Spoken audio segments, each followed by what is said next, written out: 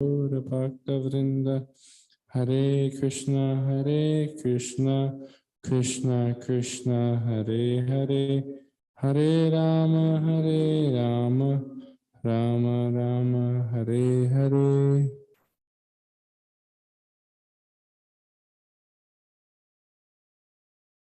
So we can start on chapter 2, text 37. I have the big book, so I don't know what page that is on the small book.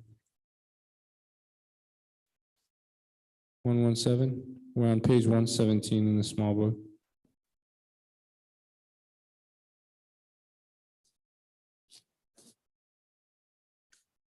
Okay. Text 37.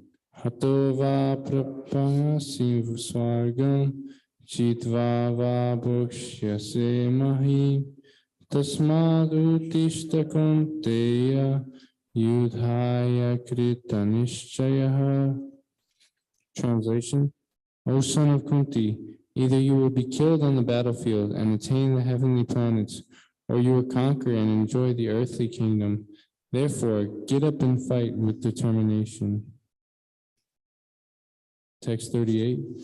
Sukha dukkhe samye kritva labdha labho jaya jayo tato yudhaya yujyasva naivam papam avapsyasi.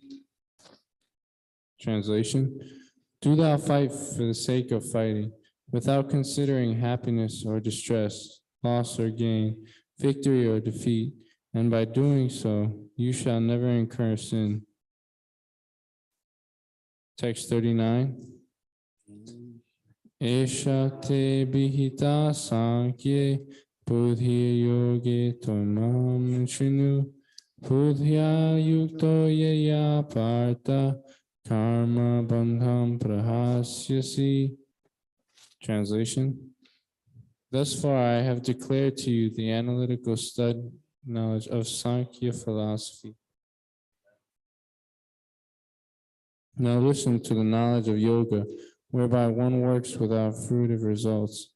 O son of Pritha, when you act by such intelligence, you can free yourself from the bondage of works. Text 40. Neha bikramana shosti pratyavayutyate swalpam apyasya dharmasya trayate mahato bhayat. Translation: in this endeavor, there is no loss or diminution, and a little advancement on this path can protect one from the most dangerous type of fear. Text 41. Vyavasayatmika buddhi ekeha kurunandana pahushakajya tascha buddhayo vyavasayina. Translation: those who are on this path are resolute in purpose, and their aim is one. O beloved child of the Gurus, the intelligence of those who are irresolute is many-branched. Text 42 and 43.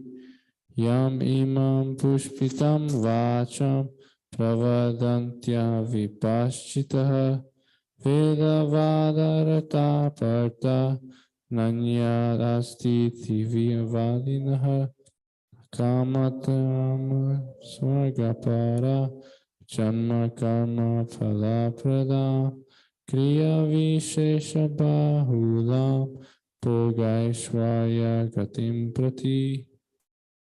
Translation: men of small knowledge are very much attached to the flowery words of the Vedas, which recommend various fruitive activities for elevation to heavenly planets, resultant good birth, power, and so forth. Being desirous of sense gratification and opulent life, they say that there is nothing more than this. Text 44. Bhogashriya prasaktana tapakritasya vyavasayatmika buddhi samodoya vidyate. Translation: in the minds of those who are too attached to sense enjoyment and material opulence, and who are bewildered by such things, the resolute determination of devotional service to the Supreme Lord does not take place. Text 45. Traigunya Vishaya Veda Naishtragunyo Bhavarjuna Nirvandvo Vidyasatvasto Niryoga Shema Atmavan. Translation: the Vedas mainly deal with the subject of the three modes of material nature. Rise above these modes, O Arjuna. Be transcendental to all of them. Be free from all dualities and from all anxieties for gain and safety, and be established in the self. Text 46. Yavan arta udapane sarvata samputoptake stavan sarveshu vedeshu pramanasya vijayitaha. Translation: all purpose that is served by the small pond can at once be served by the great reservoirs of water. Similarly, all the purposes of the Vedas can be served by one who knows the purpose behind them. Text 47. Karmanyeva bhikaraste ma palishu pradachana ma karma palaheturpur mata sangostu brahmani. Translation: you have a right to perform your prescribed duty, but you are not entitled to the fruits of actions. Never consider yourself to be the cause of the result of your activities, and never be attached to doing your duty. Okay, so now we can return back to text 37.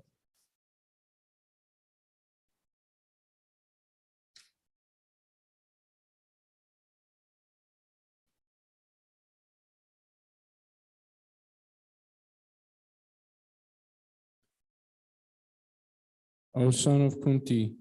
Translation: O son of Kunti, either you will be killed on the battlefield and attain the heavenly planets, or you will conquer and enjoy the earthly kingdom.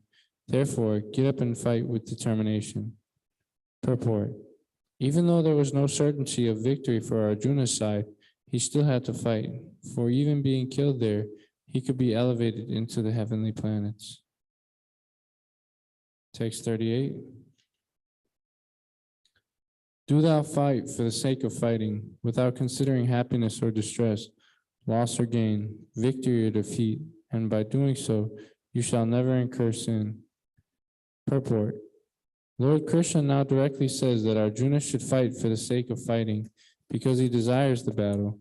There is no consideration of happiness or distress, profit or gain, victory or defeat in the activities of Krishna consciousness.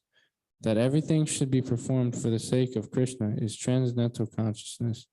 So there is no reaction to material activities.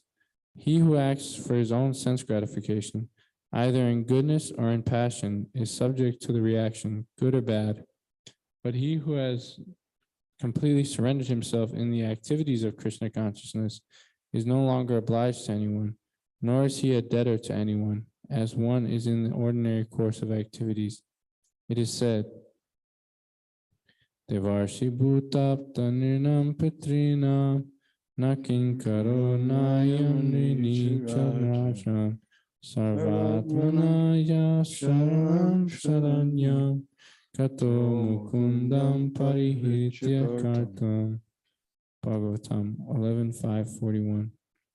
Translation: anyone who has completely surrendered unto Krishna, Mukunda, giving up all other duties, is no longer a debtor, nor is he obliged to anyone, not the demigods, nor the sages, nor the people in general, nor kinsmen, nor humanity, nor forefathers. That is the indirect hint given by Krishna to Arjuna in this verse, and the matter will be more clearly explained in the following verses. Maharaj, would you like to say anything? Yeah. Verse Krishna is saying, that just fight for the sake of fighting without considering happiness or distress, loss or gain, victory or defeat. And by so doing, you shall never incur sin. So this could be taken by people of all different occupations or interests. It doesn't have to be for not just Hindus or something. Everyone, that do your duty, do whatever it is. If it's fighting, if that's your dharma, then you fight out.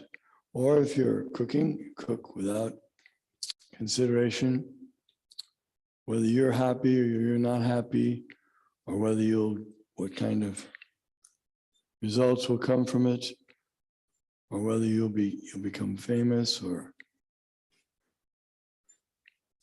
no, but just perform it for the Lord. Everything should be done for His pleasure. And if He's pleased, someone was asking about conformity.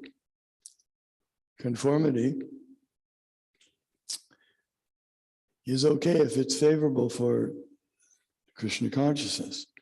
It's like we conform to certain rules and regulations for living in a state or a country or belonging to a group or a school or a family. We have to conform.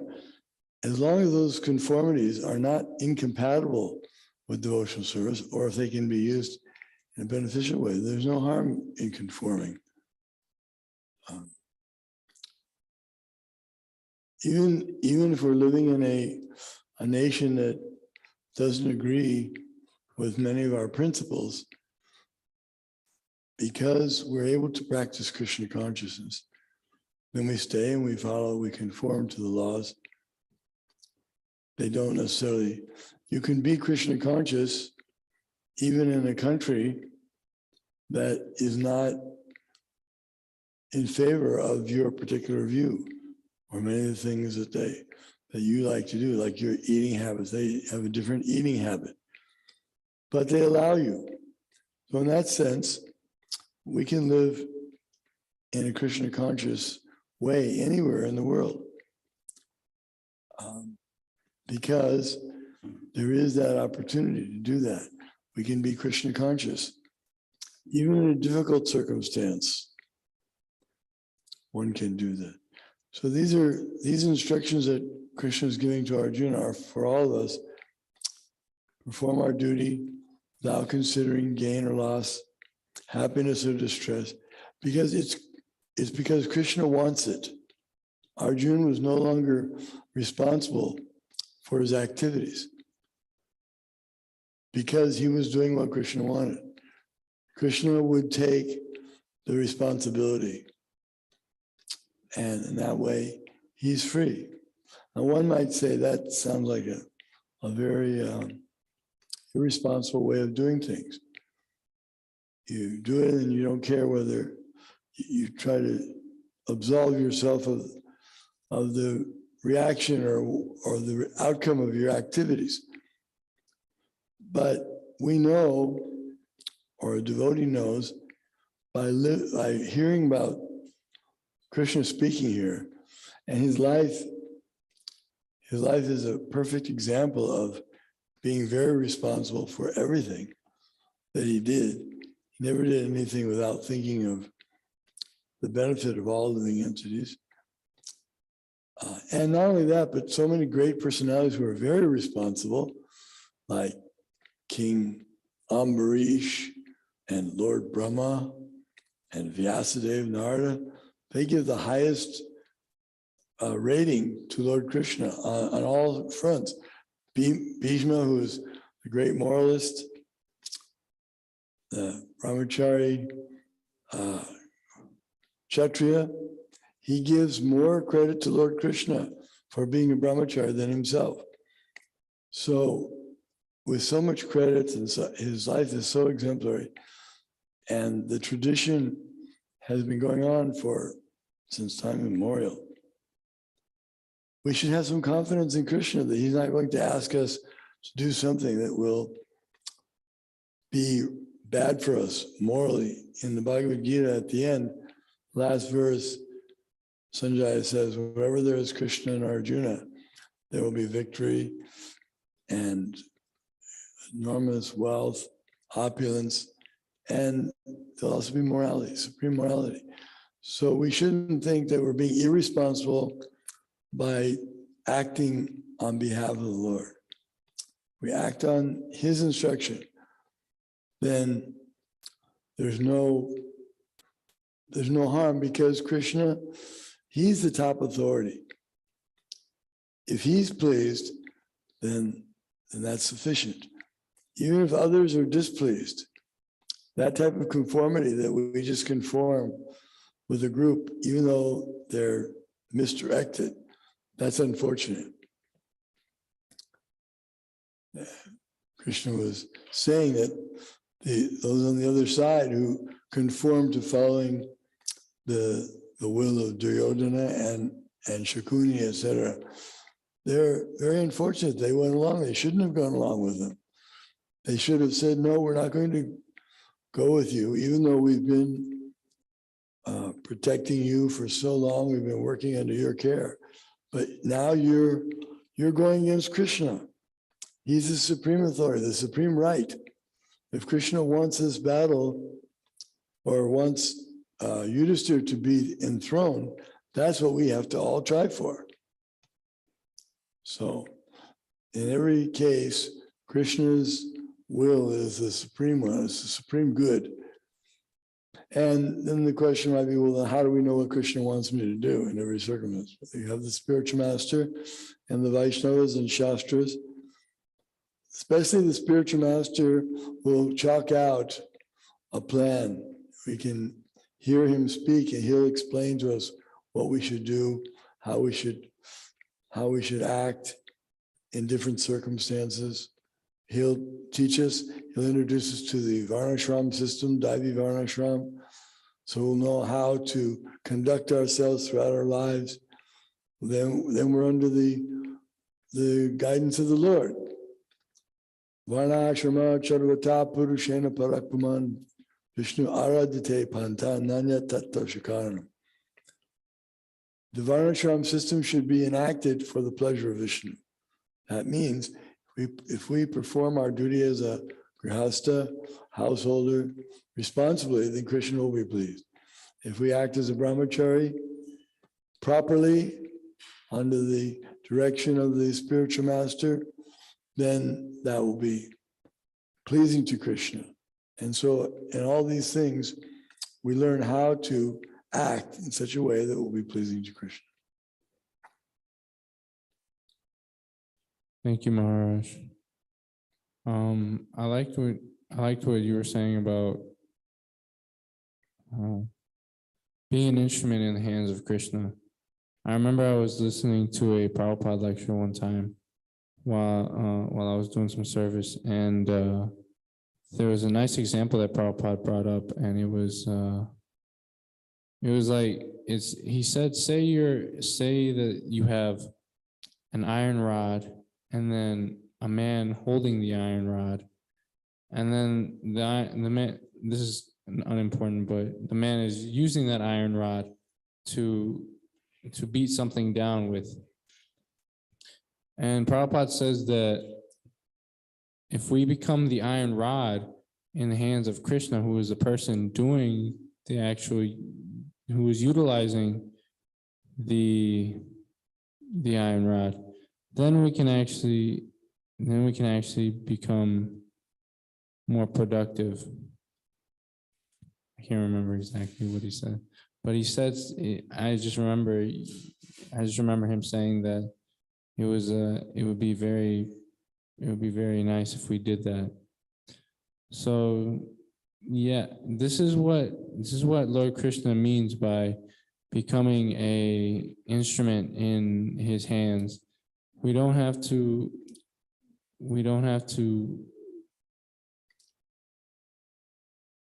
do anything outside of scripture, outside of the the orders of our guru or the advice of the sadhus. But we can just read the scripture, we can inquire from our guru and inquire from the sadhus, and in that way we can actually learn what we need to do in that specific time, place, and circumstance.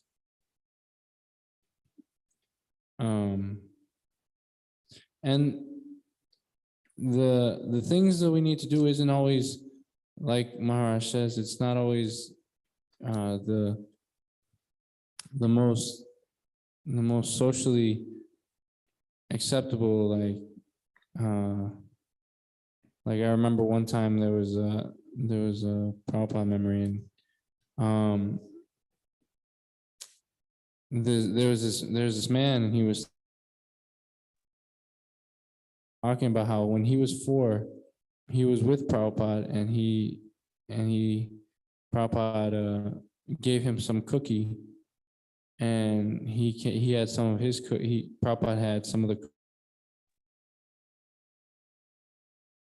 in 5 seconds, but Prabhupada, he ate it slowly, and then I can't.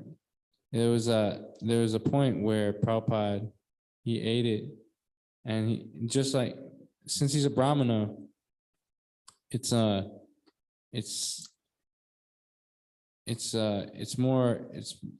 based on the rules and regulations. You're not supposed to touch your mouth to your hand and then touch everything else. But what Prabhupada was doing, he did that, and then he kind of went like, he did this with his hands 3 times. And there was this little boy who became a man, and he was telling the story. He said that he took that as Prabhupada saying with the 3 claps, time, place, circle. So this is very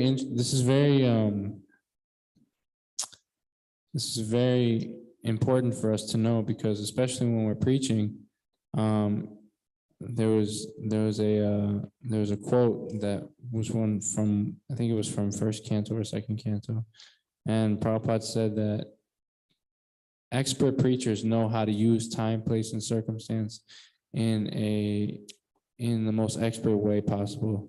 So they use everything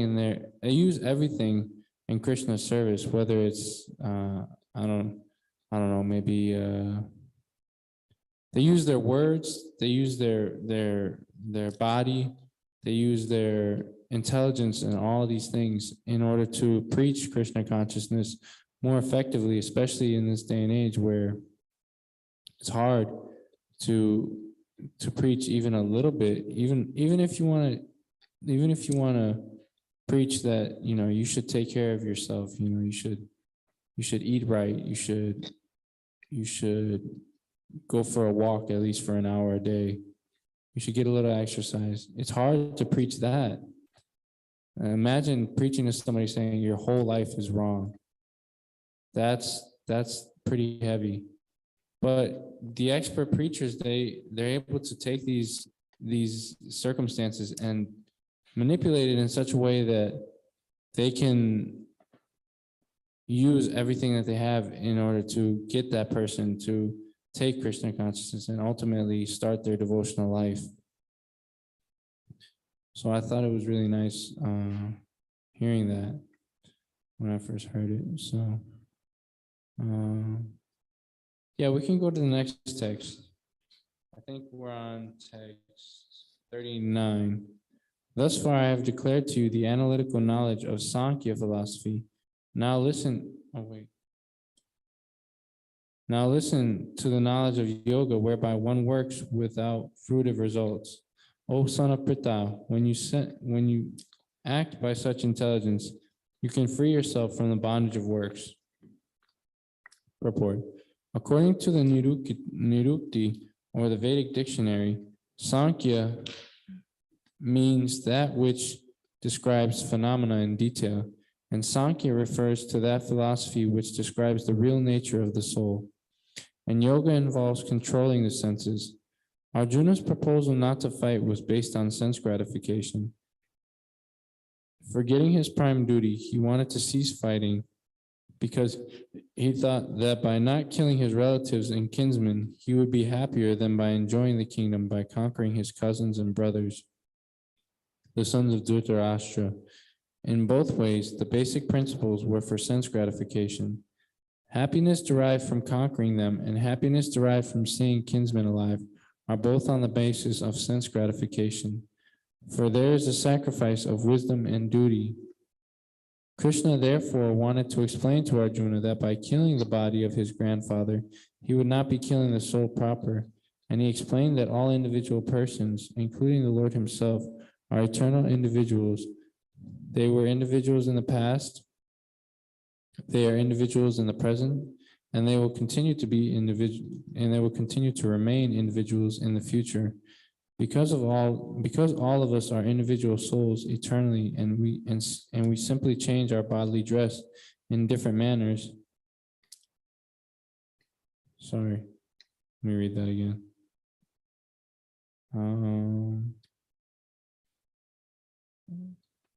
Anyway, but actually we keep our individuality even after liberation from the bondage of material dress.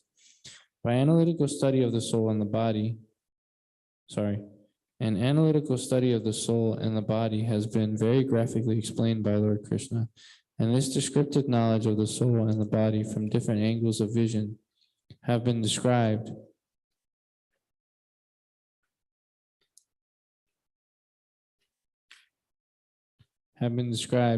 Here as Sankhya in terms of the Nirukti dictionary. This Sankhya has nothing to do with the Sankhya philosophy of the atheist Kapila. Long before the impostor Kapila's Sankhya, the Sankhya philosophy was expounded in the Srimad Bhagavatam by the true Lord Kapila, the incarnation of Krishna, who explained it to his mother Devahuti. It is clearly explained by him that the Purusha, or the Supreme Lord, is active and that he creates by looking over the Prakriti. This is accepted in the Vedas and in the Gita. The description in the Vedas indicates that the Lord glanced over the Prakriti, or nature, and impregnated it with atomic individual souls. All these individuals are working in the material world for sense gratification, and under the spell of material energy, they are thinking of being enjoyers. This mentality is dragged to the last point of liberation when the living entity wants to become one with the Lord. This is the last snare of Maya, or sense gratificatory illusion, and it is only after many, many births of such sense gratificatory activities that a great soul surrenders unto Vasudeva, Lord Krishna, thereby fulfilling the search after the ultimate truth. Arjuna has already accepted Krishna as his spiritual master by surrendering himself unto him. Shishyas teham shadi mam tvam prapanam. Consequently, Krishna will now tell him about the working process in Buddhi Yoga, or Karma Yoga, or in other words, the practice of devotional service only for the sense gratification of the Lord. This Buddhi Yoga is clearly explained in chapter 10, verse 10, as being direct communion with the Lord, who is sitting as Paramatma in everyone's heart. But such communion does not take place without devotional service. One who is therefore situated in devotional or transcendental loving service to the Lord, or in other words, in Krishna consciousness, attains to this stage of Buddhi Yoga by the special grace of the Lord. The Lord says, therefore, that only to those who are always engaged in devotional service out of transcendental love does he award the pure knowledge of devotion in love. In that way, the devotee can reach him easily in the ever blissful kingdom of God. Thus, the Buddhi Yoga mentioned in this verse is the devotional service of the Lord, and the word Sankhya mentioned herein has nothing to do with the atheist Sankhya Yoga enunciated by the impostor Kapila.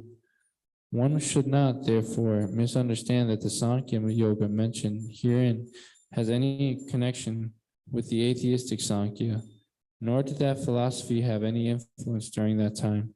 Nor would Lord Krishna care to mention such godless philosophical speculation. Real Sankhya philosophy is described by Lord Kapila in Srimad Bhagavatam. But even that Sankhya has nothing to do with the current topics. Here, Sankhya means analytical description of the body and the soul. Lord Krishna made an analytical description of the soul just to bring Arjuna to the point of Buddhi Yoga or Bhakti Yoga. Therefore, Lord Krishna's Sankhya and Lord Kapila's Sankhya, as described in the Bhagavatam, are one and the same. They are all Bhakti Yoga. He said, therefore, that only the less intelligent class of men make a distinction between Sankhya and Bhakti Yoga. Of course, atheistic Sankhya Yoga has nothing to do with Bhakti Yoga, yet the unintelligent claim that the atheistic Sankhya Yoga is referred to in the Bhagavad Gita. One should therefore understand that Buddhi Yoga means to work in Krishna consciousness, in the full bliss and knowledge of devotional service. One who works for the satisfaction of the Lord only, however difficult such work may be, is working under the principles of Buddhi Yoga and finds himself always in transcendental bliss. By such transcendental engagement, one achieves all transcendental qualities automatically by the grace of the Lord, and thus his liberation is complete in itself. Without his making extraneous endeavors to acquire knowledge, there is much difference between work in Krishna consciousness and work for fruitive results, especially in the matter of sense gratification, for achieving results in terms of family or material happiness. Buddhi Yoga is therefore the transcendental quality of the work that we perform. So here, Lord Krishna is speaking about Sankhya philosophy, and in Sankhya philosophy, there is the analytical study of the material elements and the body and the soul, and how they interact with one another, and how we can use these things, and we can use this this knowledge in order to liberate ourselves from material bondage.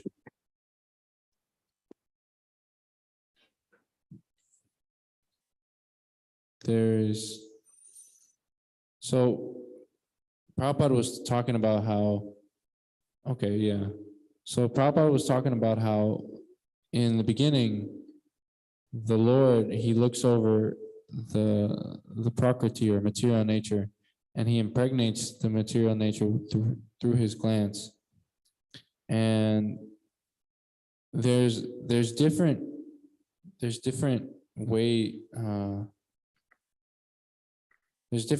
that go into the material universe becoming created, like the false ego is made up of the mode of goodness. I can't remember exactly what exactly goes into the whole material process becoming created, the whole material creation becoming manifested. But basically what happens is there's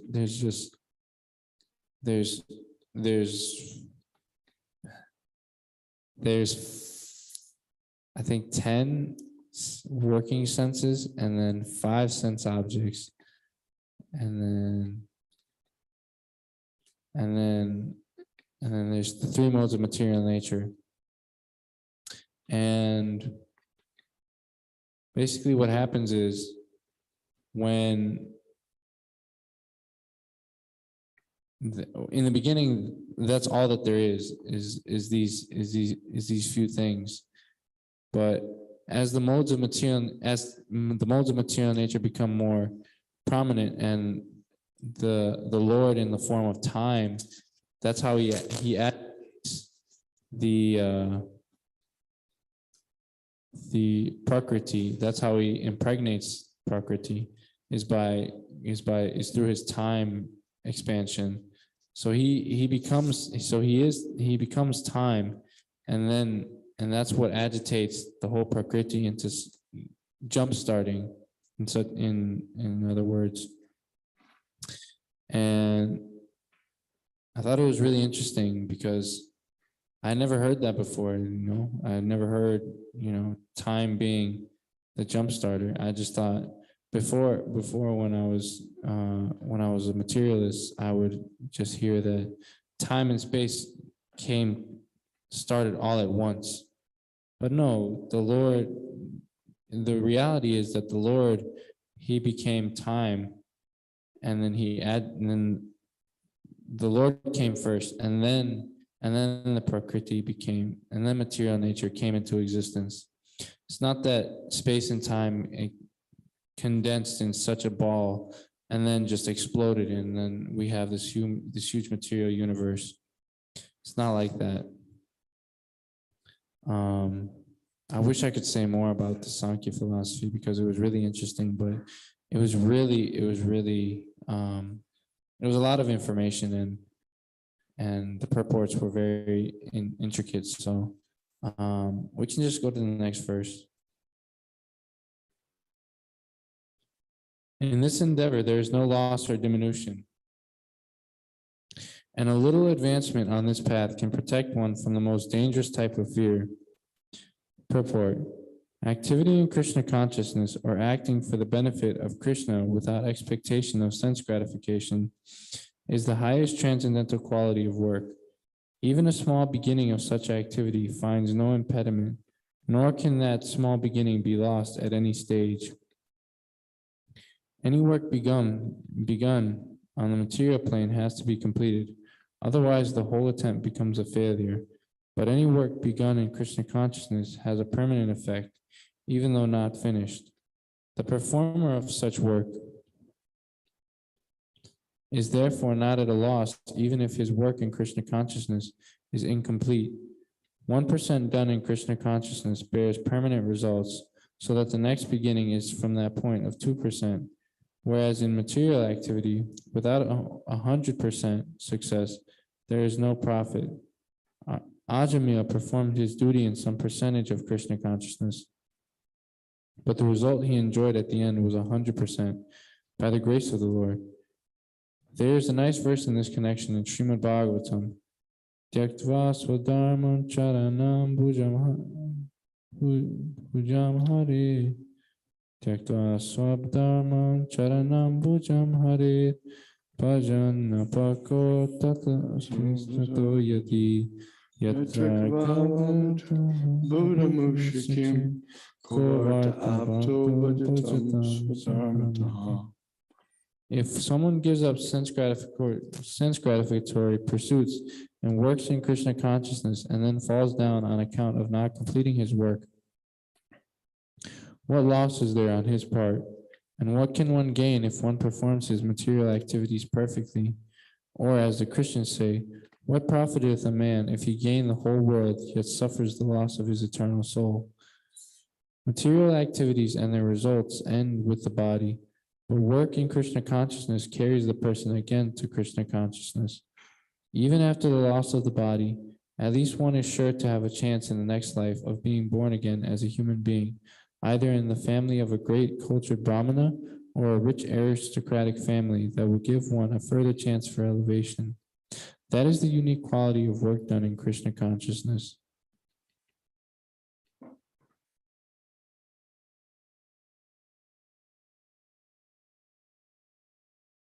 So, okay. So there, I'm reading. I just started reading the prayers of Prahlad Maharaj to Lord Nrsimhadev after he kills his father Hiranyakashipu, and we can see that Hiranyakashipu, he had everything.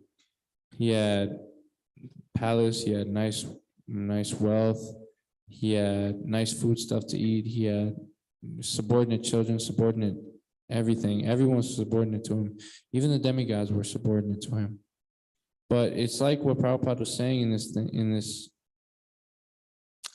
in this purport, that unless you have 100% of a activity finished in the material world, you can never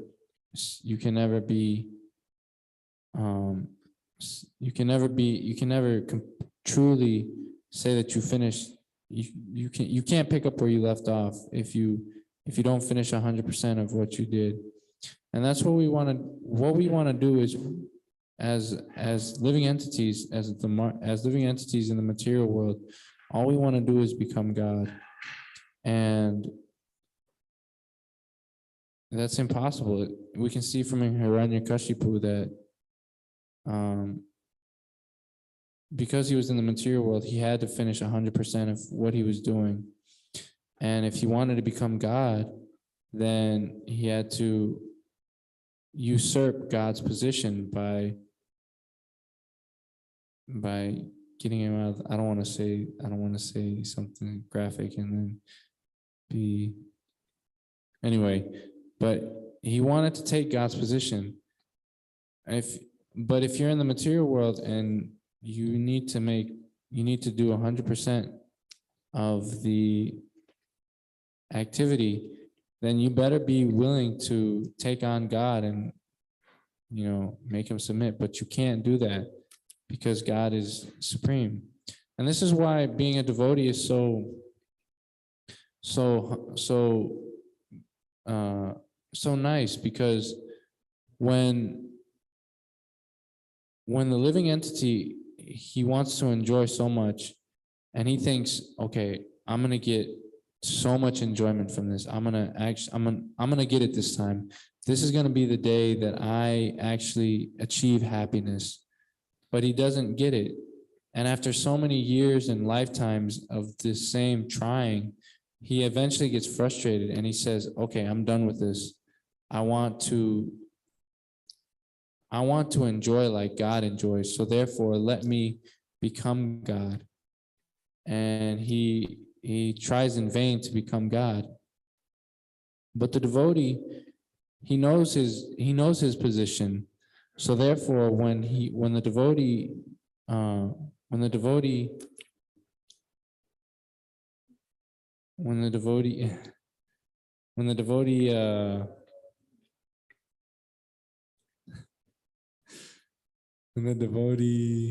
he actually when he engages in devotional service, that's what I meant to say. When he engages in devotional service, he actually realizes that he can get so much more bliss because this is his constitutional position. That's the sum and substance of what we want to preach to everyone, is that our constitutional position is an eternal servitor of Krishna. Otherwise, we can't. There's no way. Everyone has tried so many times. There's no way for us to get any more bliss. We can get a little bliss, but not a drop in the ocean in the desert. I mean, a drop in the desert. We can get so much more bliss from being a devotee of Krishna instead of trying to usurp his position. So I'm almost out of time. So were there any comments or questions?